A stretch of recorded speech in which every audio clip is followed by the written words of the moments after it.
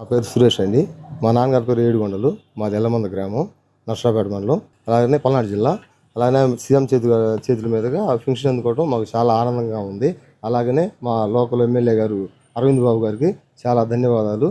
అలాగనే మా లోకల్ నాయకులు పిడాల రమేష్ గారు కానీ, వెంకటేశ్వరరావు గారు కానీ, లలిత్ కుమార్ గారు కానీ వాళ్ళందరికీ ధన్యవాదాలు, హృదయపూర్వక ధన్యవాదాలు. అందరికీ నమస్కారం అండి. నా పేరు తలారి రాము. మా నాన్నగారు 2021 మే నెల 6వ తారీఖుని కరోనా సెకండ్ వేలో చనిపోయారు.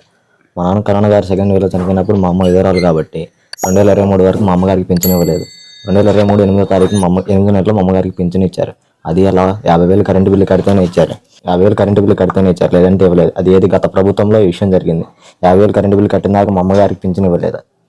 ఇప్పుడు మాకు ఈ సౌకర్యం కల్పించిన ముఖ్యమంత్రి గారైన చంద్రబాబు నాయుడు గారికి ధన్యవాదాలు తెలుపుకుంటున్నాను. ఆయన మా ఇంటికి రావడానికి నేను ఎంతో సంతోషంగా ఉన్నాను. ఎమ్మెల్యే గారు నర్సరావుపేట ఎమ్మెల్యే గారు అయిన అరవింద్ బాబు గారికి వందనాలు. సీఎం గారు ఇప్పుడు నాకు 3 లక్షల లోన్ శాంక్షన్ చేసి అలా ఎలక్ట్రికల్ మొబైల్స్ రిపేర్ షాప్ పెట్టడానికి హెల్ప్ చేశారు. అమ్మాయికి చదువుకుని హెల్ప్ చేశారు. అమ్మగారికి పింఛన్ 4,000 ఇస్తున్నారు. గత ప్రభుత్వంలో మనకి 3,000 ఇచ్చారు. ఈ ప్రభుత్వంలో 4,000 ఇస్తున్నారు. మొన్న స్టార్టింగ్ పింఛన్ 7,000 ఇచ్చారు. మాకెంతో మేలు చేశారు. అందరికీ కృతజ్ఞతలు తెలుపుకుంటున్నాను. ఆ డబ్బులతోటి ప్రీతం నాయకుడైన చంద్రబాబు నాయుడు గారు ముఖ్యమంత్రి గారికి నా వందనాలు తెలియచేస్తున్నాను. మాది నర్సరావుపేట మండలం, పల్నాడు జిల్లా, ఎల్లమందల గ్రామం. నా పేరు తలారి శారమ్మ అండి. మేము ఇతంది పింఛన్ కోసం పెట్టుకున్నాను. మేము మా ఇంటికి చంద్రన్న రావటానికి మాకెంతో ఆనందకరంగా ఉంది.